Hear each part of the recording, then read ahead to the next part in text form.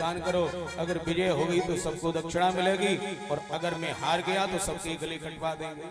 उन ब्राह्मणों ने प्रार्थना की थी, हे हरि मेरी प्राणों की रक्षा के लिए हार जाना, और भगवान भाग गए। तब से ब्राह्मणों में बड़ी श्रद्धा हो गई थी, जरासंध की साधुओं में श्रद्धा हो गई, नित्य दान बांटता था। आज ये भोले बाबा की पूजा करके निकला और मंदिर के बाहर जितने खड़े थे याचक सबको दान बांट रहा था, सबको लाइन में खड़े हो गए। कौन? भगवान श्री कृष्ण, अर्जुन और भीम ब्राह्मण का वेश बना के। जरासंध पास में आया और बोले, पंडित जी बताओ क्या चाहिए? तो भगवान बोले, ऐसे नहीं, पहले 3 बार बोलो, मैं मांगूंगा वो मिलेगा। जरासंध ने कहा, अरे हमारे यहाँ ब्राह्मणों के लिए कुछ भी अधेय नहीं है, आप जो मांगोगे वही मिलेगा। लेकिन पंडित जी मुझे ऐसा लगता हमने आपको कहीं देखा है। अरे 18 बार आमने सामने से युद्ध हुआ है, आमना सामना होता रहा, कितना भी वेश बदल लो। भगवान बोले, अरे पंडितों का काम ही है, किसी कथा में भागवत में यज्ञ में देखा होगा, ब्राह्मणों का काम ही है।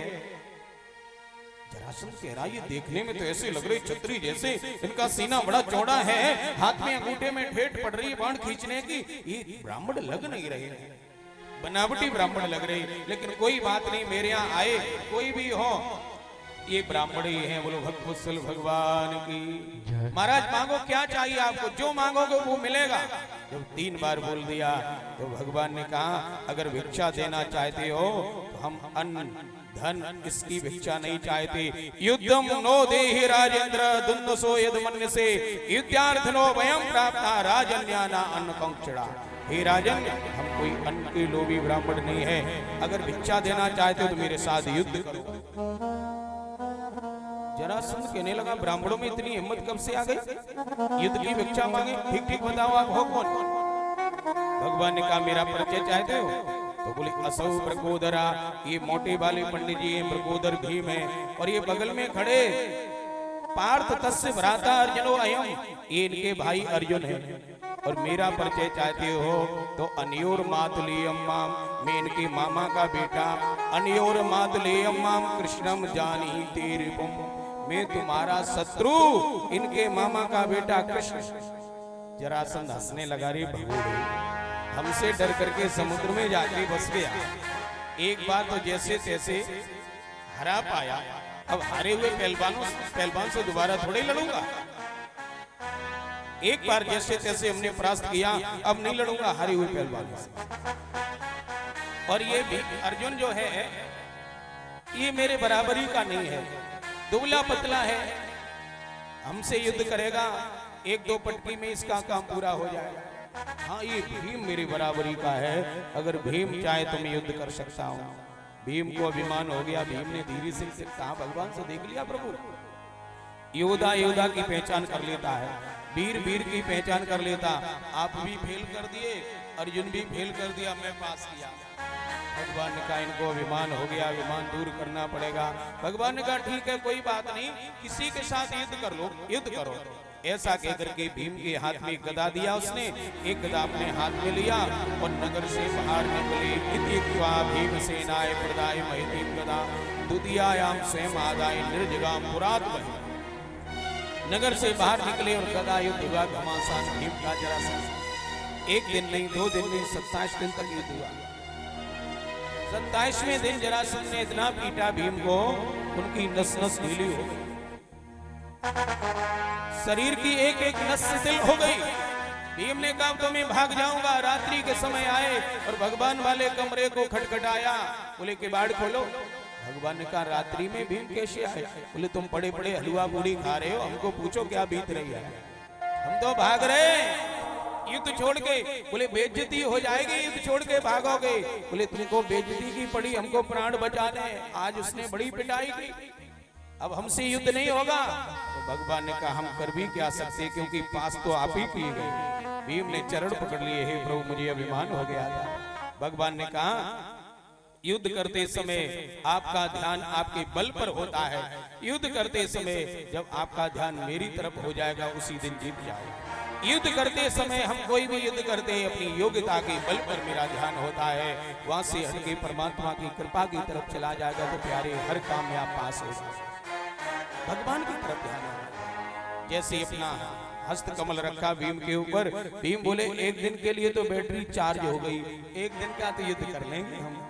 भगवान ने कहा बस एक दिन का ही कर लो, युद्ध करते समय मेरी तरफ देखना।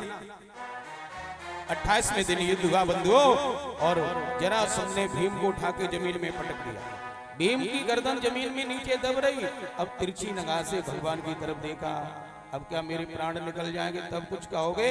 भगवान ने उसी समय एक तिनके को लिया, बीच से फाड़ के फेंक दिया। भीम समझ गए, भीम खड़े हो गए और जरासंध को पकड़ा, पटका, पैर पर पैर रखा, बीच से फाड़ के फेंक दिया 2 टुकड़ों में। और वो धीरे धीरे आकर के दोनों फिर मिल गए। भीम कहने लगे एक बार तो जैसे तैसे इसका प्रणाम हुआ। भगवान की तरफ देखा तो भगवान ने तिनके को फाड़ करके विपरीत दिशा में फेंक दिया। भीम ने फिर बीच से फाड़ करके विपरीत दिशा में फेंक दिया। इसका प्रणाम हो गया। बोलो भक्तवत्सल भगवान। पुराणों में ऐसी कथा मिलती है, बृहद्रथ का बेटा था, उनके 2 पत्नियां थी, कोई संतान नहीं थी। एक किंदम मुनि महात्मा उनके पास में गए, महाराज मेरी कोई संतान नहीं है। उन्होंने एक फल दिया, बोले पत्नी को खिला देना, तुम्हारे द्वारा मेरे आशीर्वाद से बेटा होगा। वो फल लेके गए, विचार करने लगे पत्नी 2 है, किसको खिलाएं। फल को आधा आधा कर दिया, बीच से काट दिया, दोनों को दे दिया। वो संत का आशीर्वाद था, उनके द्वारा पुत्र तो हुए दोनों के, लेकिन आधा आधा धड़। रानियों ने जब उस बाल को देखा, एक एक धड़, बायां एक ने जन्म दिया, दाहिना एक ने, तो उन बच्चों को, उन टुकड़ों को भिगवा दिया था। राजा देखेगा, राजा को पता लगेगा तो राजा क्या कहेंगे। उन टुकड़ों को खाने के लिए जरा नाम की राक्षसी घूम रही थी, वो आई, उसने जैसे उठा के मिलाया तो संधि हो गई। जरा के द्वारा संधि हुई और बालक जीवित हो गया, तो उसका नाम ही पड़ गया जरासंध। उसने कहा मैं भोजन नहीं करूंगी एक दिन तो मेरी मृत्यु नहीं हो जाएगी। राजा के कोई संतान नहीं, वो राजा को देने पहुंच गई, पूरी बात बताई। जरा के द्वारा संधि हुई, इसलिए उसका नाम जरासंध पड़ा। ये बृहद्रथ का बेटा था, आज उसका उद्धार हुआ। 20,800 राजा बंदी थे, उनको भगवान ने मुक्त करवाया, सबको स्नान करवाया, नवीन वस्त्र धारण करवाए और कहा महाराज युधिष्ठिर की आई यज्ञ हो रहा, उसमें सबको भाग लेना है। जरासंध की अंत्येष्टि क्रिया करवाई उसके पुत्र सहदेव से, और सहदेव को राजा बनाया। बोलो भक्तवत्सल भगवान की जय हो, बोलो वृंदावन बिहारी लाल की। अब दिग्विजय कर ली। अब कोई ऐसा बचा नहीं था, कोई भी ऐसा नहीं बचा जो आधीनता स्वीकार न करे। कृष्णाय वासुदेवाय हरे परमात्मने प्रणत क्लेश नाशाय गोविंदाय नमो नमः। ये उन राजाओं ने मंत्र बोला था। ये भागवत जी का सिद्ध मंत्र है। क्या सिद्ध मंत्र है। कितने भी बड़े संकट में आप फंसे हो, इस मंत्र का उच्चारण करो तो आपको मदद मिलेगी। कृष्णाय वासुदेवाय हरे परमात्मने प्रणत क्लेश नाशाय गोविंदाय नमो नमः। याद हो गया? 2 बार उच्चारण करो, मेरे साथ याद हो जाएगा। बोलो कृष्णाय वासुदेवाय, बोलो कृष्णाय वासुदेवाय हरे परमात्मने प्रणत क्लेश नाशाय गोविंदाय नमो नमः, गोविंदाय नमो नमः। ये भागवत के 10वें स्कंद के 73वें अध्याय का ये 16 नंबर का श्लोक है, पढ़ लेना। याद हो गया कि नहीं हुआ तो बाद में कर लेना। बोलो भक्तवत्सल भगवान की। घर से निकलो, इस मंत्र का उच्चारण जरूर करना चाहिए। बोलो भक्तवत्सल भगवान की। इधर अब सबने अधीनता स्वीकार कर ली, राजसूय यज्ञ की तैयारी होने लगी। बड़े बड़े साधु संत महात्मा आए हुए थे। भगवान द्वारकाधीश भी सपरिवार पधारे। तो यज्ञ में सबने सेवा बांट ली, किसको क्या सेवा करनी है। भगवान ने कहा मुझे भी सेवा चाहिए।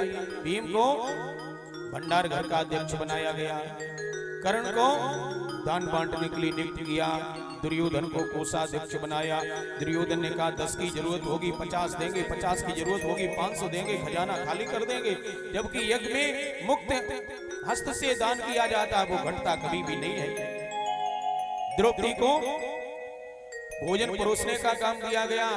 नकुल सहदेव को आए हुए अतिथियों की सेवा में लगाया गया। और भगवान ने कहा मुझे भी सेवा चाहिए। बोले अब तो कोई सेवा का भागी नहीं बचा है। बोले नहीं, एक सेवा तो मुझे भी दो, एक में कोई ना कोई सेवा होनी चाहिए। बोले अब तो कोई सेवा बची नहीं। भगवान ने कहा ये बताओ, जो अतिथि आएंगे उनके चरण धोने की सेवा किसने ली? ऋषियों की जूठी पत्तल उठाने की सेवा किसने ली? बोले ये तो किसी ने नहीं ली। भगवान ने कहा ये मेरी है, ऐसे कोई हाथ नहीं लगा। भगवान ने अतिथियों के चरण धुले। यज्ञ में कोई छोटी सेवा नहीं होती है। ऐसा नहीं कि हमसे कह दिया गया बिछाई बिछाओ झाड़ू लगाओ। यज्ञ में कोई भी सेवा मिल जाए वो सबसे महत्वपूर्ण होती है।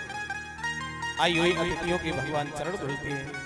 इनमें बड़े बड़े राजा महाराजा भी आए हुए थे। शिशुपाल भी आया।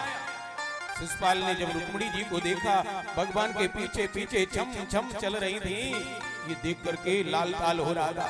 ये मेरी पत्नी होने वाली थी, ये कालिया उठा ले गया। इसके साथ विवाह तो नहीं कर पाए, अब चरण ही धुलवा ले। भगवान रुक्मिणी जी के साथ सबके चरण धुल रहे थे। शिशुपाल आया, बोला मेरे चरण धुलिए। भगवान धुलते हैं, हाँ साहब जरूर धुलेंगे। और शिशुपाल फिर इधर उधर जाता, थोड़े गंदे करके आ जाता, ये थोड़े गंदे हो गए, जरा एक बार और धुलो। भगवान फिर धुलते हैं। कई बार चरण धुलवाए। भगवान कितने नम्र हैं, सबके चरण धुले भगवान ने। अब प्रश्न आया इसमें मुख्य अतिथि किसे माना जाए? अग्र पूजा किसकी होनी चाहिए? प्रधान पूजा किसकी होनी चाहिए? तो कोई बता नहीं पा रहा था किसकी पूजा होनी चाहिए। सहदेव खड़ा हो गया। सहदेव ने कहा जिस सभा में द्वारकाधीश भगवान श्री कृष्ण पधारे हो वहां अग्र पूजा का प्रश्न ही नहीं उठना चाहिए। अग्र पूजा का प्रश्न नहीं उठना चाहिए, क्योंकि भगवान द्वारकाधीश पधारे तो इनकी पूजा होनी चाहिए। जितने साधु संत ऋषि महात्मा विद्वान आए हुए थे सबने साधु साधु कह के समर्थन कर दिया।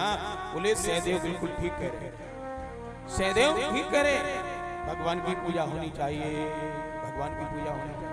भगवान द्वारकाधीश की प्रधान पूजा की तैयारी होने लगी। युधिष्ठिर जी ने पूजा की थाली तैयार करवाई। ब्राह्मण लोग मंत्र बोल रहे। युधिष्ठिर जी भगवान का तिलक करने के लिए पहुंचे। सब लोग पुष्पों की वर्षा कर रहे थे, लेकिन शिशुपाल पर नहीं देखा गया। शिशुपाल कहने लगा जहां इतने बड़े बड़े राजा महाराजा पधारे, बड़े बड़े विद्वान संत महात्मा पधारे, उनके मध्य में इस कालिये की पूजा।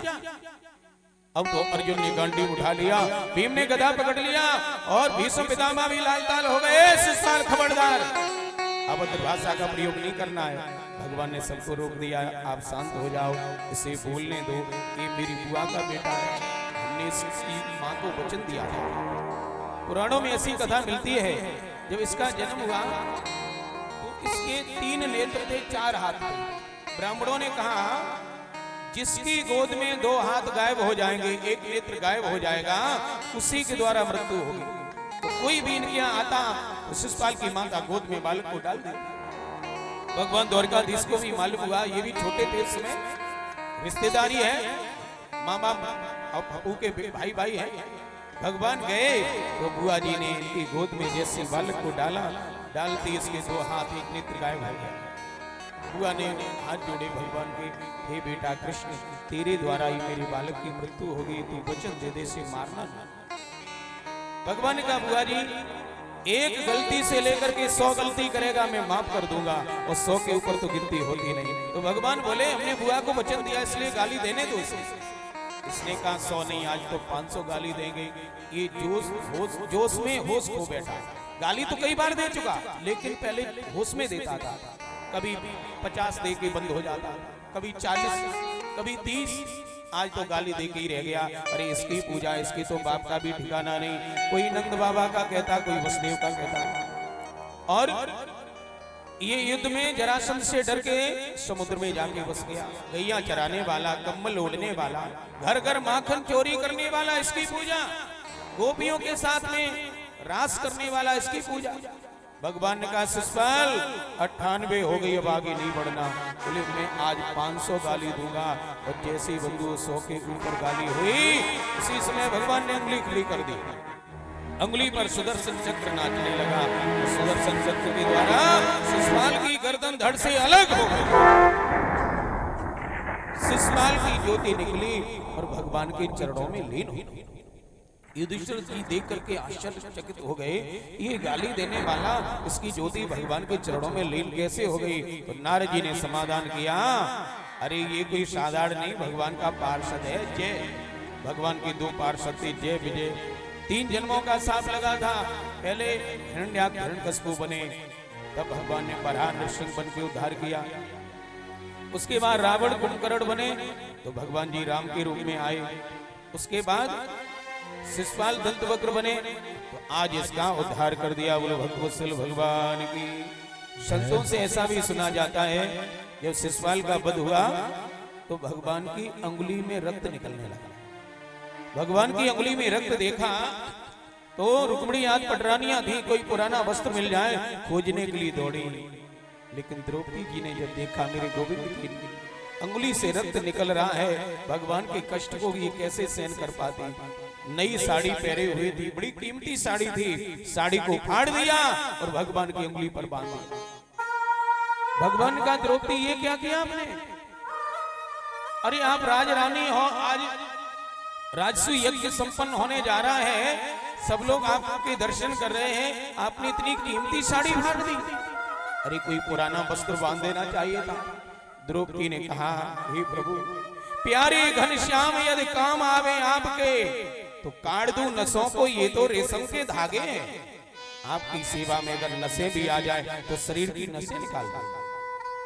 प्यारे घनश्याम, यदि काम आवे आपके तो काट दूं नसों को, ये तो रेशम के धागे हैं, और धागे भी साधारण, इनको कौन मोल करे। न दुल्हन के जोड़े हैं न दुल्हा के पागे हैं। दुल्हन का जो जोड़ा होता है उसकी कीमत होती है, और जो दूल्हा की पगड़ी होती है उसकी भी कीमत होती है, वो भी नहीं है। प्यारे घनश्याम, यदि काम आवे आपके तो काट दूं नसों के, ये तो रेशम के धागे हैं, और धागे भी साधारण, इनको कौन मोल करे। न दुल्हन के जोड़े हैं न दुल्हा के पागे हैं। और सच्ची बात है, हमने ये वस्त्र नहीं फाड़ा। फिर बोले मैंने नहीं फाड़ा चीर, शब्दों पर ध्यान देना। द्रौपदी कह रही, मैंने नहीं फाड़ा चीर, पीर देख कर अधीर धागे ही स्वयं नाथ चीर छोड़ भागे हैं। वो धागे अभागे जो बड़े नहीं आगे, भाग्य उन्हीं के जागे जो अंगुली पर लागे है। भाग्य उन्हीं के जागे जो अंगुली पर लागे। प्यारे घनश्याम, यदि काम आवे आपके तो काट दो नसों की रेशम के धागे, धागे भी साधारण, इनको कौन मोल करे। न दुल्हन के जोड़े हैं न दुल्हा के पागे हैं। मैंने नहीं फाड़ा चीर, पीर देख कर धीर धागे ही स्वयं नाथ चीर छोड़ भागे हैं। वो धागे अभागे जो बड़े नहीं आगे, भाग्य उन्हीं के जागे जो अंगुली पर लागे। तो भगवान ने कहा, हे बहन द्रौपदी, इन धागों का मैं समय आने पर मोल चुकाऊंगा। तो इन्हीं धागों के बदले में द्रौपदी के वस्त्र को भगवान ने बढ़ाया कि साड़ी है कि नारी है, कि नारी है कि साड़ी है। भगवान के नाम पर हम जो भी करते उसको कई गुना करके वो वापस कर देते हैं। बोलो भक्तवत्सल भगवान की। अग्र पूजा हुई, ब्राह्मणों ने बड़े भाव से आहुतियां डाली, यज्ञ संपन्न हुआ, सबने प्रसाद ग्रहण किया, सबने प्रसाद ग्रहण किया। बोलो भक्तवत्सल भगवान की। इस यज्ञ में दुर्योधन को जल के रूप में थल दिखाई दे रहा था, थल के रूप में जल। दुर्योधन भी आया था इस यज्ञ में। ऐसी व्यवस्था की गई थी कि जहां पानी था वहां ऐसा लगे थल है, और जहां थल था वहां जल। तो थल में जब चल रहा तो ये वस्त्र ऊपर को कर रहा कि भीग न जाए, और जब पानी भरा था वहां आराम से आया। सीना ताने हुए दुर्योधन पानी में धड़ाम से गिरा। ये कहावत चल रही कि द्रौपदी ने हंस करके कहा, क्या कहा? ये बिल्कुल गलत बात है, नहीं तो किसी ने अगर पढ़ी हो तो मुझे बताओ। अंधे के अंधे होते हो। द्रौपदी जैसी पांडवों की पत्नी, भगवान की बहन, क्या ऐसी अभद्र भाषा बोल सकती है? आज की कोई संसारी स्त्री भी हो, बिल्कुल संसार में रहने वाली, वो भी अपने ससुर के लिए, धृतराष्ट्र के ससुर ही हैं, ऐसा नहीं कह सकती है। अंधा शब्द नहीं कह सकती। अपने जेठ या देवर को कहें अंधे के अंधे होते, तो क्या द्रौपदी ऐसा कह सकती थी? ये कहीं नहीं लिखी, ना महाभारत में लिखी, ना भागवत में लिखी, उड़ी हुई बात है। नहीं तो किसी ने पढ़ी हो तो मुझे जरूर बताना।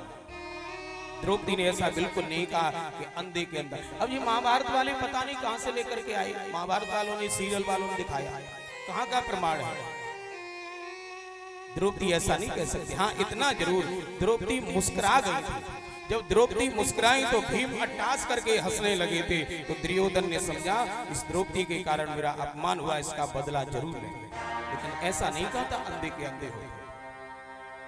दुर्योधन ने प्रतिज्ञा कर ली थी, फिर शकुनी के द्वारा जुआ करवाया, जुआ में सब हार गए थे। आप महाभारत में कथा पढ़ना।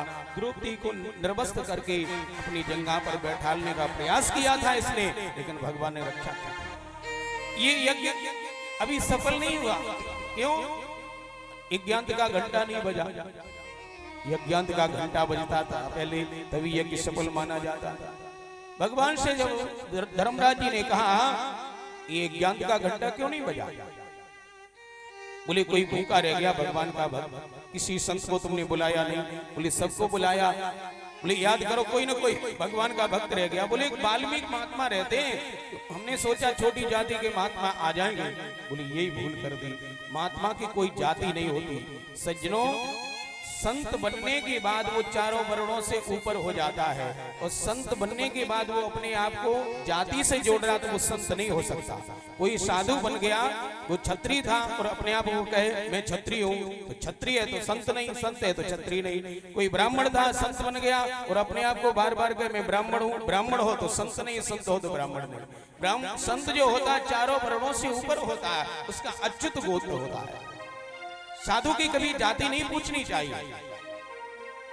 जात न पूछो साधु की, पूछ लीजिए ज्ञान, मोल करे तलवार को पड़ी रहने म्यान। म्यान का क्या मतलब?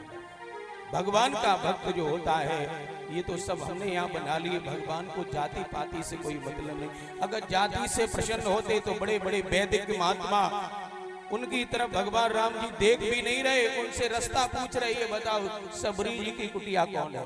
वो सोच रहे थे हम वेद मंत्र पढ़ते हैं, ये तो सूत्रा है, लेकिन उनकी तरफ देख भी नहीं रहे। भगवान सबरी की कुटिया पर जाके पहुंचे थे। मानो एक भगत कर नाता। साधु की कोई जात नहीं होती बंधुओं। तो बोले उन महात्मा को बुला के ला। अर्जुन गए बुलाने के लिए, महाराज मेरे यहाँ राजसूय यज्ञ हो रहा है, सबने प्रसाद ग्रहण किया, आप भी कर लो चलो। भगवान की प्रेरणा से महात्मा त्रिकालदर्शी थे, समझ गए। महात्मा ने कहा मैं ऐसे नहीं जाऊंगा। अर्जुन रथ पर बैठ करके गए थे और सैनिक साथ में गए थे। कभी भी साधु संत से मिलने के लिए जाओ तो अभिमान को छोड़ के जाना चाहिए, अभिमान लेके नहीं जाना चाहिए। महात्मा बोले देखो मैं भोजन वही करता हूँ जो मुझे 100 राजसूय यज्ञ का फल संकल्प करके दान करेगा, उसी के यहाँ भोजन करते। इतनी बड़ी दक्षिणा है मेरी। अर्जुन जी ने विचार किया मेरा तो पहला ही नहीं हुआ, 99 कहां से लाए।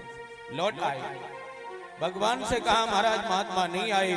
महात्मा कह रहे जो मुझे 100 यज्ञ का फल दान करेगा संकल्प करके, उसी के यहाँ भोजन करके।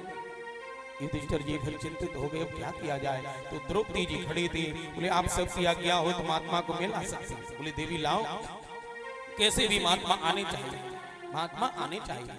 द्रौपदी जी के लिए रथ तैयार हुआ, सैनिक तैयार हुए। द्रौपदी जी ने कहा नहीं नहीं, मैं राजरानी बनकर के नहीं जाऊंगी।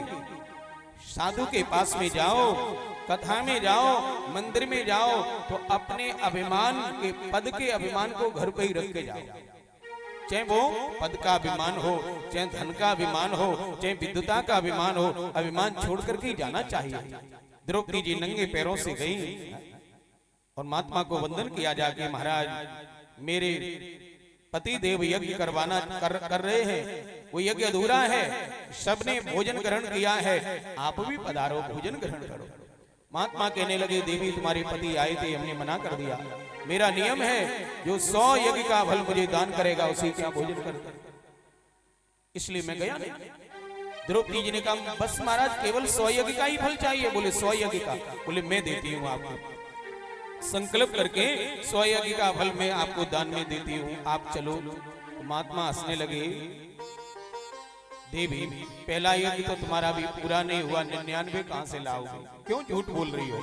तो द्रौपदी ने कहा महाराज आप जैसे मनीषी संतों से हमने सुना है जब कोई संत के पास में जाता है, मोह माया का त्याग कर देता है, अभिमान का त्याग करके जाता है, तो एक एक कदम पर करोड़ों यज्ञों का फल मिलता है।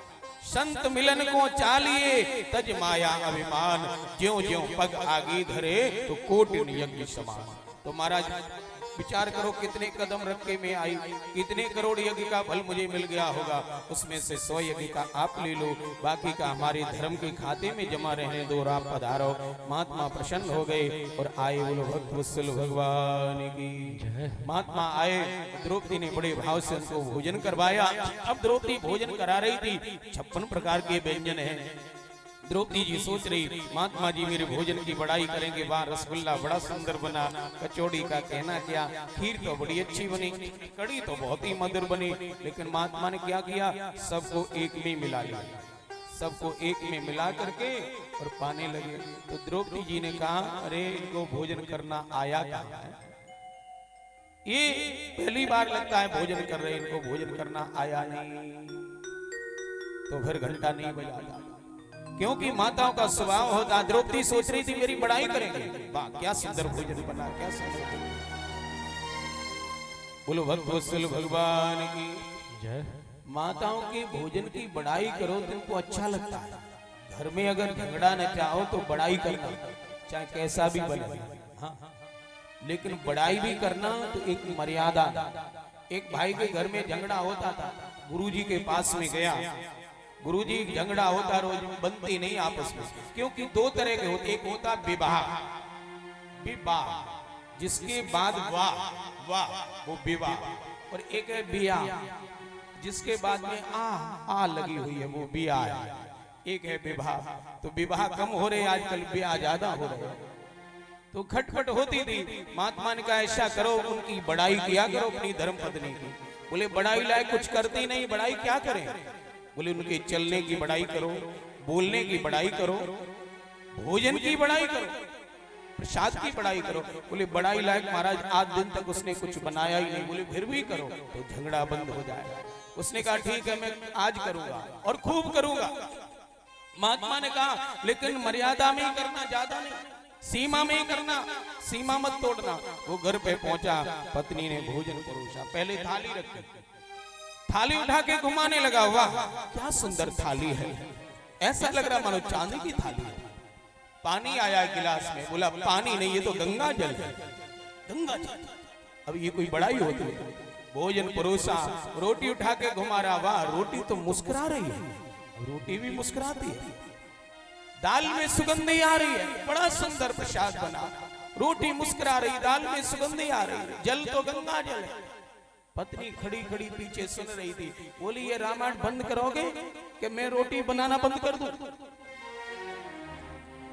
बंद करोगे, परोसना बंद कर दूं। उसने कहा मैं झूठ नहीं बोल रहा, भोजन अच्छा बना है इसलिए मैं बड़ाई कर रहा हूं, भोजन अच्छा बना इसलिए मैं बड़ाई कर रहा हूं, मैं कोई झूठी बड़ाई नहीं कर रहा हूं, मैं झूठी बड़ाई नहीं कर रहा हूं। बोलो भक्त वत्सल भगवान की। तो पत्नी बोली मुझे तो पता है 13 साल हो गए कभी बड़ाई नहीं की, आज बुखार आ गया, आज पहली बार सासू माता ने भोजन बनाया तो इतनी बड़ाई कर रहे हो।